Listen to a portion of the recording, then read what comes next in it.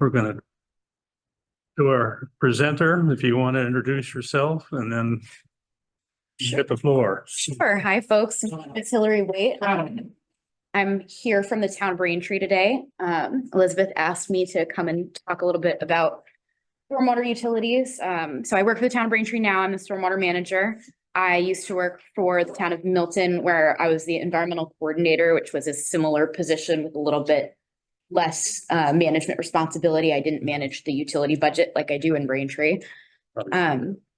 And before that, I was at Boston University. My background is in environmental analysis and policy, which is basically environmental economics. So this. Okay, well, why don't we all introduce ourselves too? Yeah. What you're talking. I would love that.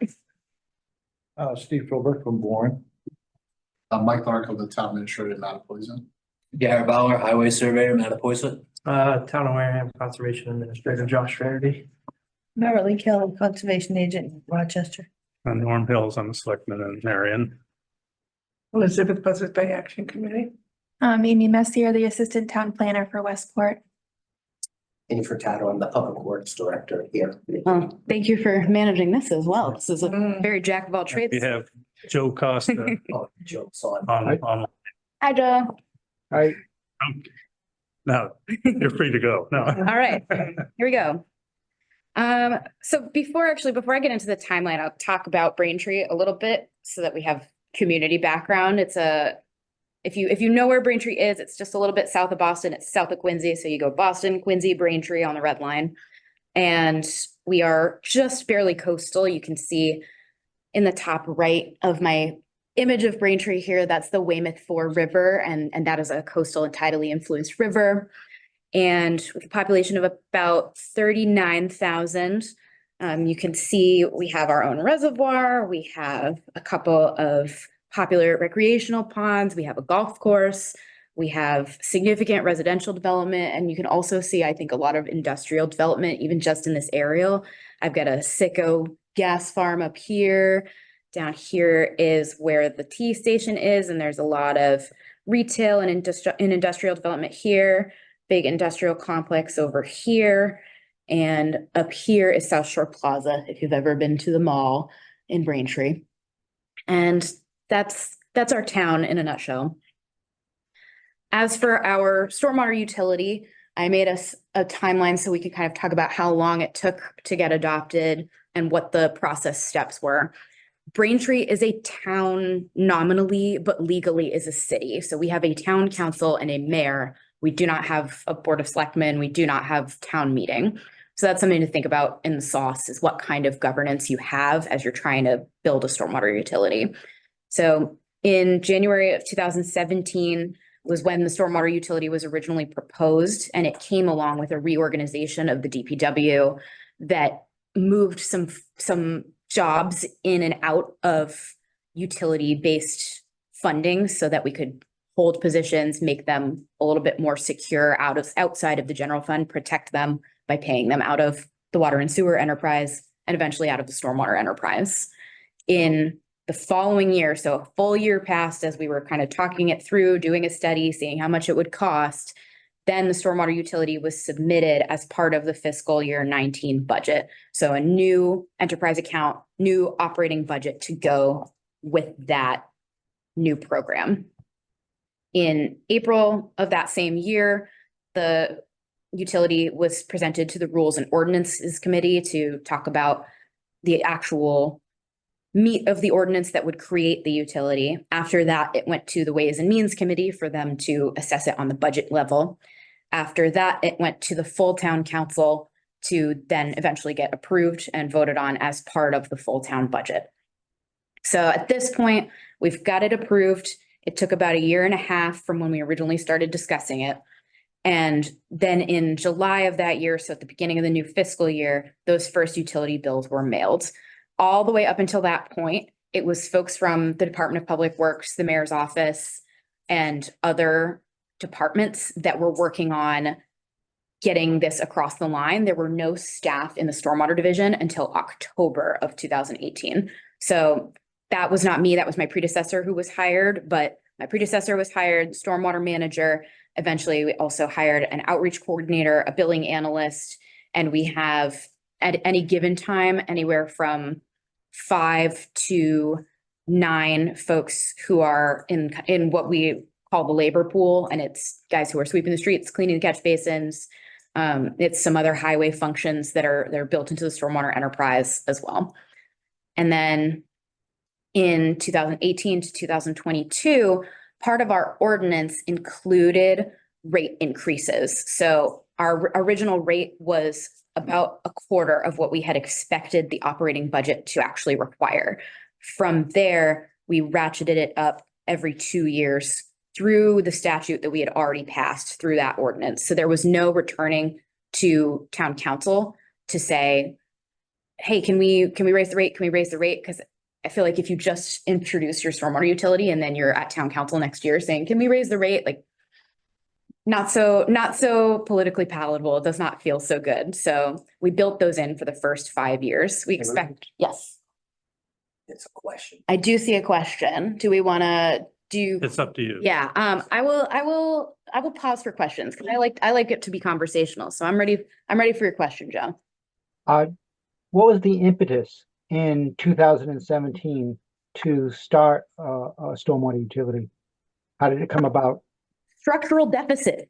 We all have one, and especially at, I think, the public works level, we all experience pressure to provide the same amount of service that we're usually providing, but with less money as kind of the general fund eats away at it. And in addition, this was about the new MS4 permit. So this is January 2017. In that July 1st is when the MS4 permit, as we now know it, went into effect. So it was in anticipation of getting those MS4 permit obligations under control.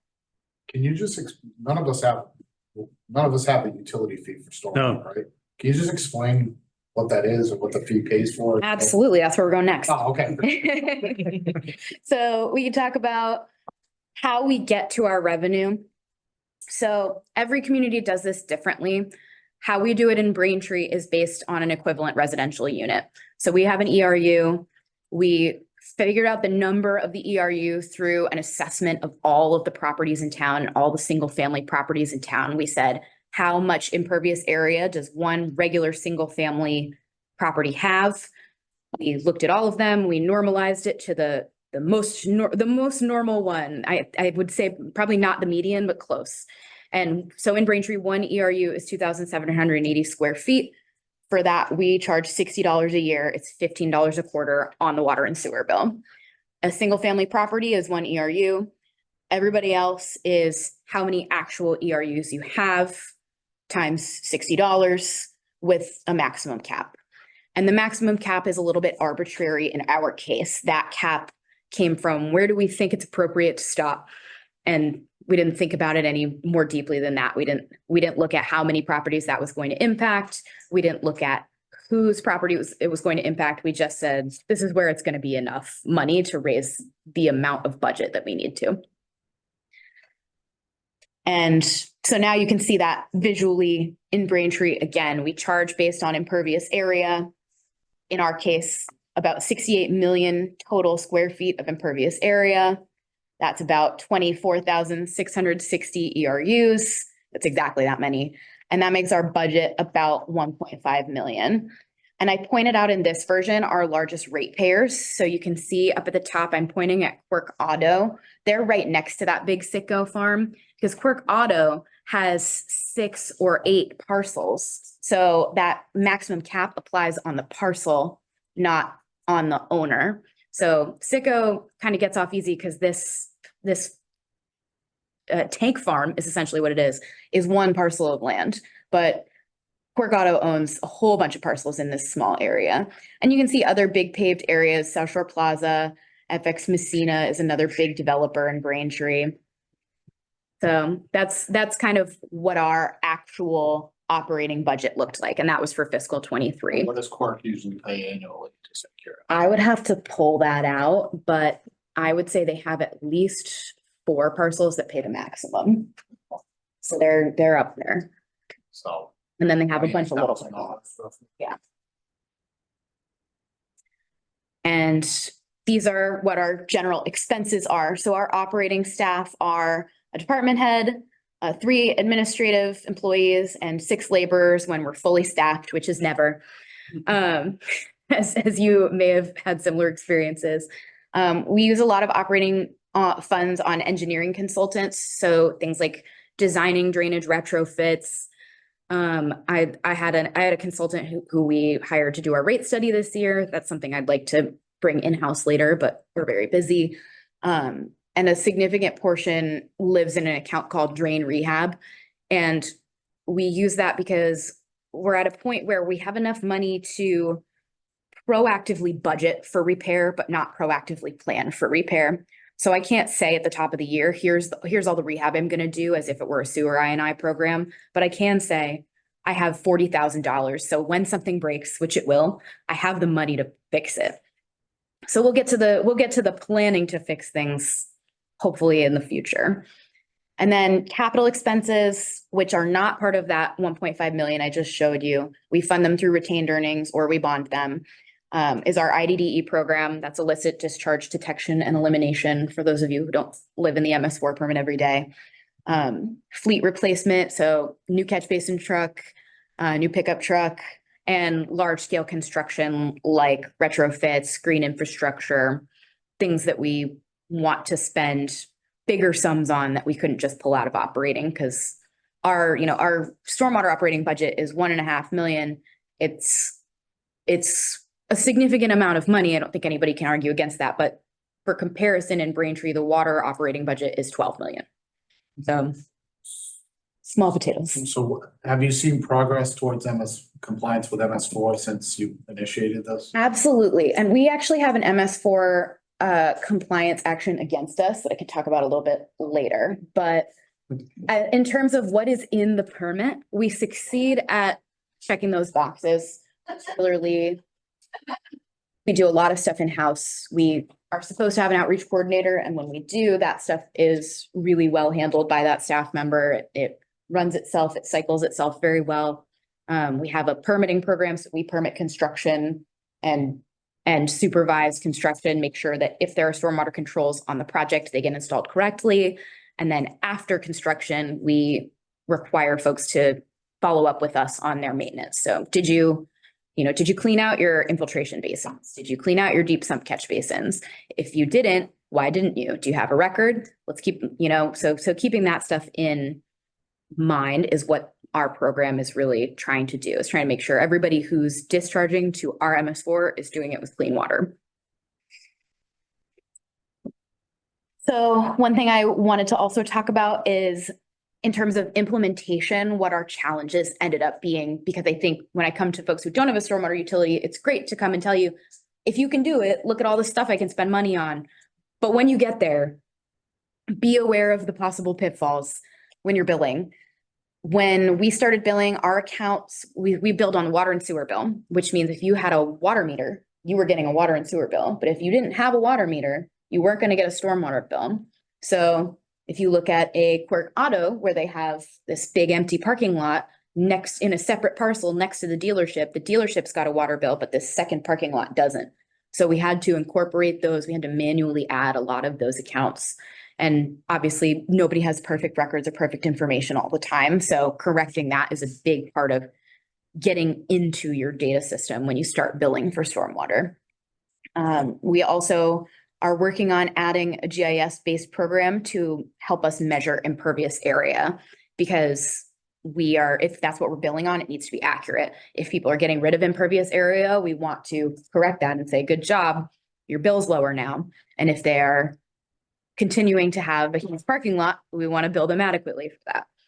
And data cleanup is just 100% of the time a challenge, especially where we are currently. We are not fully staffed. So having somebody to look at this kind of stuff and comb through the data and make sure it's correct is, for us right now, a program hole.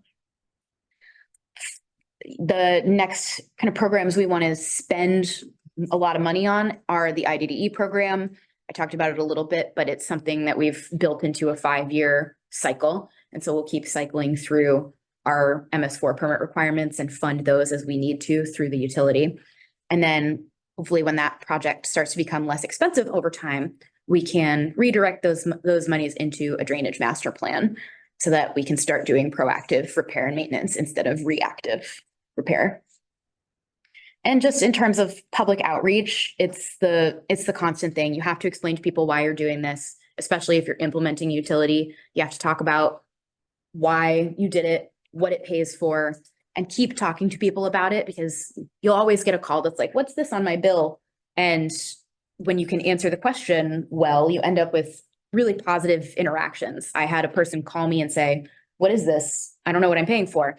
And I said, well, we're sweeping the streets, we're cleaning the catch basins, you know, we're out and about, we're doing some federal regulatory stuff. It's boring, but that's what you're paying for. And she said, well, I've never seen them on my streets cleaning my catch basin. And I looked at her street and I looked at our system where we track catch basins that have been cleaned. And it turned out her street was not marked correctly as public. It was marked as a private street, even though it is a public street. So we fixed it. We got the guys out there the next morning, and she called back and she was like, they're out cleaning my catch basins right now. And I was like, I want you to feel like you got what you paid for. So we have positive moments like that I think work really well if you have the chance to communicate with people in a way that makes them feel like they got something out of what they paid. What kind of talking points should we use? Here we go. Most people aren't thinking about the MS4. They're not thinking about the drainage system in their town. So I try to focus on the actual practical things that they see. I could talk to people about the MS4 permit all day, but they do not care. So I don't explain to them what's in the permit, what the IDDE requirements look like, apart from I'm looking for improper connections from the sewer to the drain. We have a consultant who helps us do that. Did you know there are 3 sets of pipes in the street? Oftentimes they did not. So we just start talking about what is the drain? How do we maintain it? What are we working on? We put the camera in there. We put the jet truck in there. That's all the stuff that you pay for. And more importantly, as you're implementing, the number one question people are going to have is, what is the fee going to look like? Where am I going to see it? How am I going to see it? How much is it going to be? Will I pay quarterly? Will I pay annually? How is it going to impact my budget? So things like that are what people are thinking about as you're introducing the fee to people. I have worked for 2 towns that recently passed stormwater utilities and then were able to hire me. So I grabbed some talking points from both of them in terms of what talking points worked when we're trying to pass that utility. In Braintree, there were a lot of consistent problems with localized flooding, and there still are, but we've really reduced a lot of very hyper local flooding just by getting the catch basins clean, just by getting the pipes flowing again. So we talked a lot about that in the lead up, saying we're going to be able to fix this problem that is recurrent for you. You know, don't throw away your sump pump, but we're at least going to be able to get the water off the street. And as you saw in Braintree, we have a lot of huge properties that now are paying a fair share as it compares to use of impervious area as development.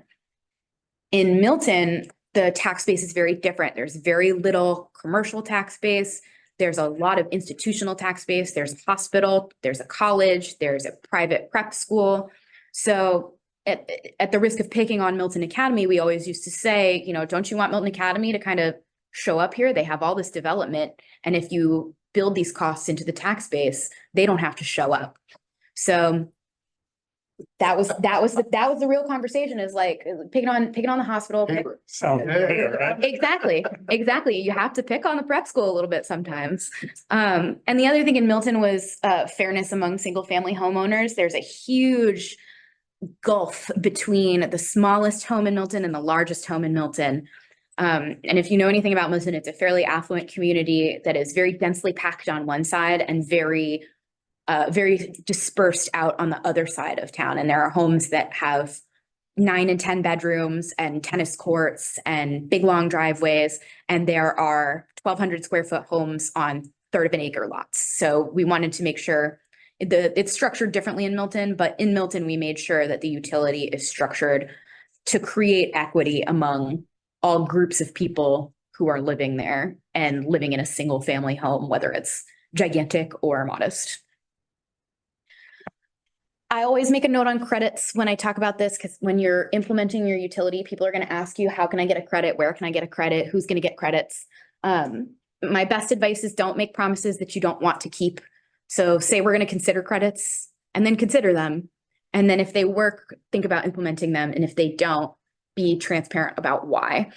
And then further consider who's going to benefit. If you're going to give a credit to everybody who infiltrates the first inch of stormwater in Braintree, you know who's going to get a credit?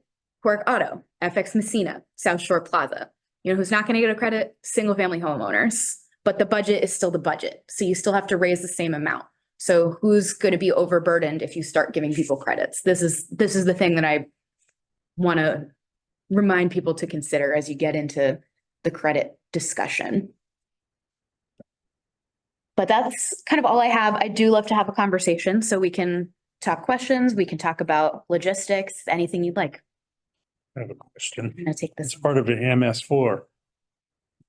What is the square footage? You know, MS4 says an acre. Do you have less than an acre? Or did you go with an acre? Yes, so in our permitting program, yeah, we have a construction permitting program.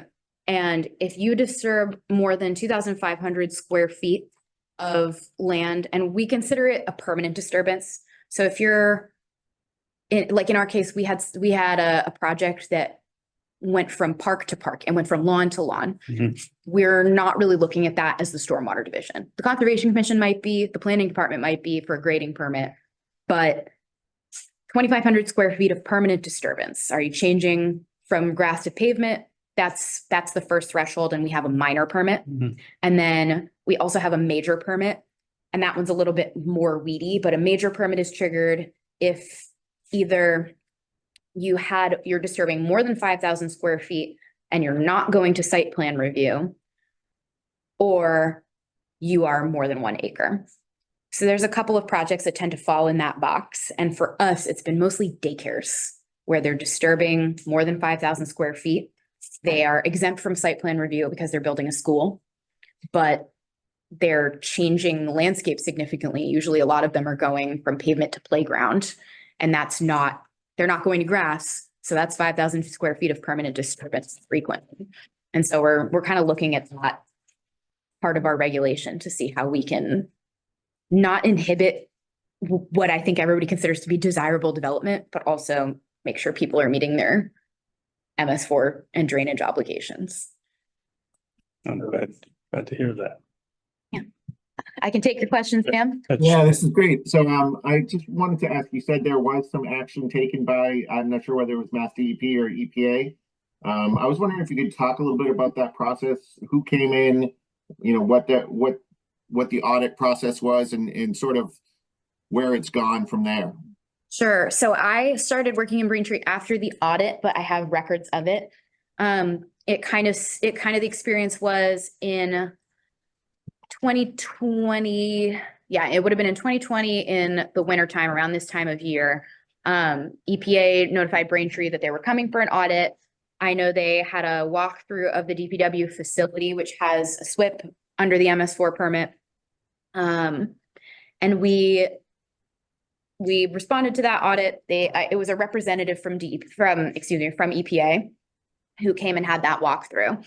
And then it got quite quiet for quite a while.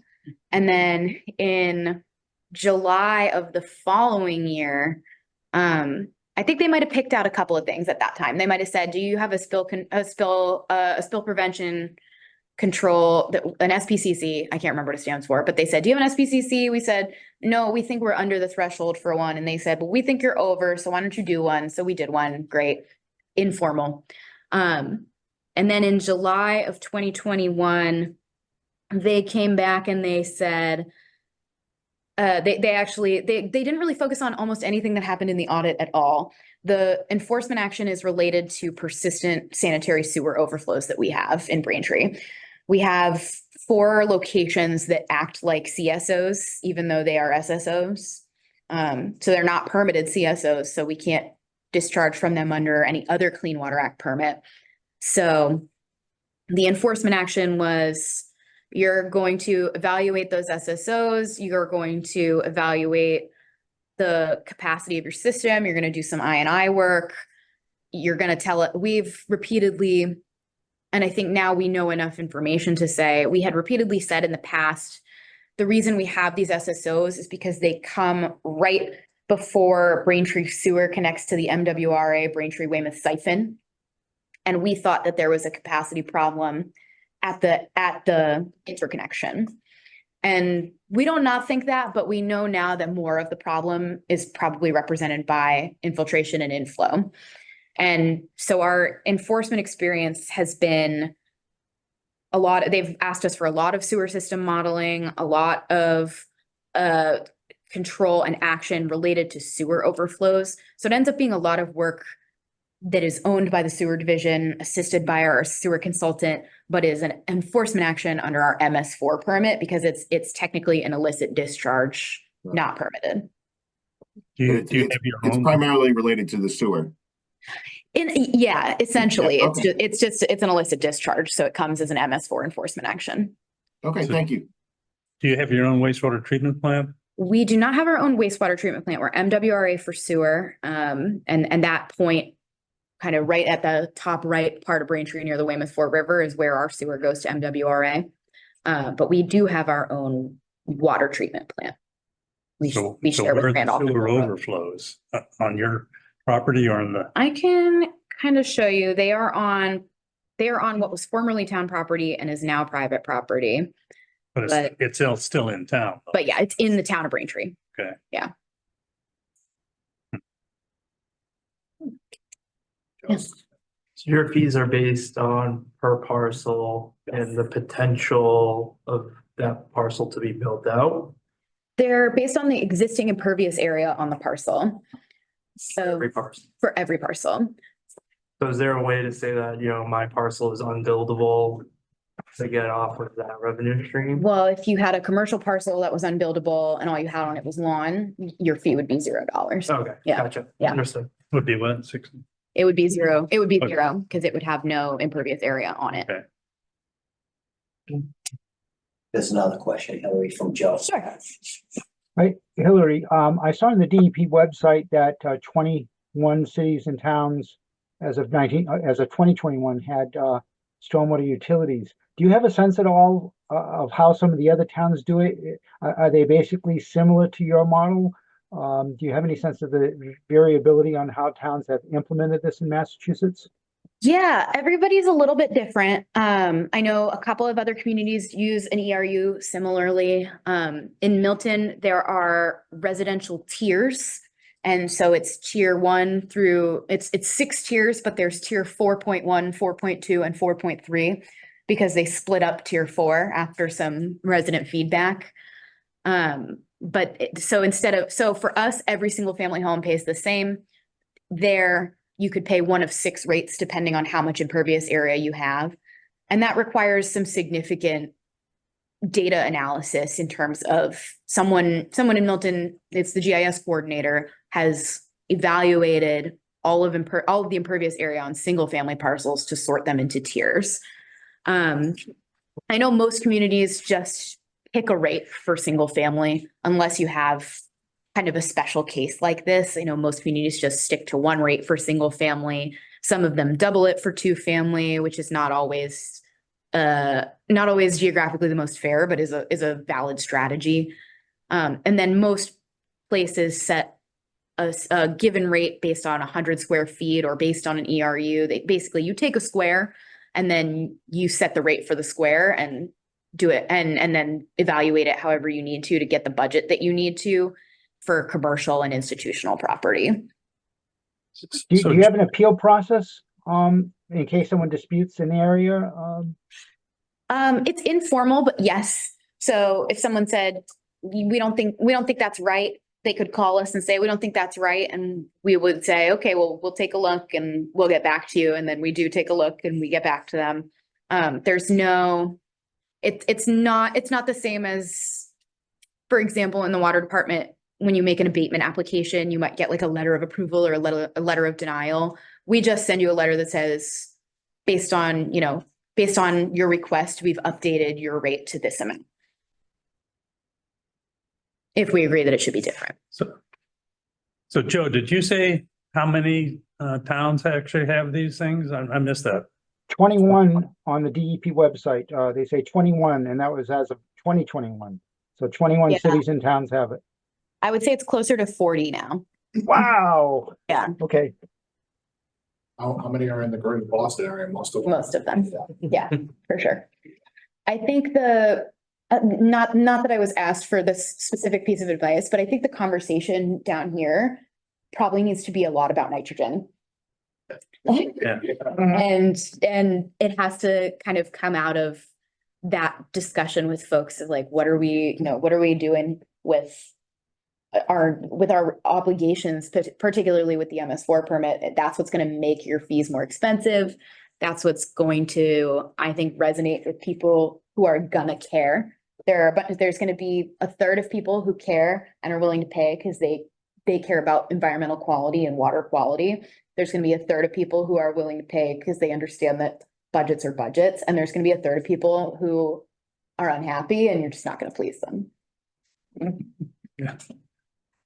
Yep, sounds about right.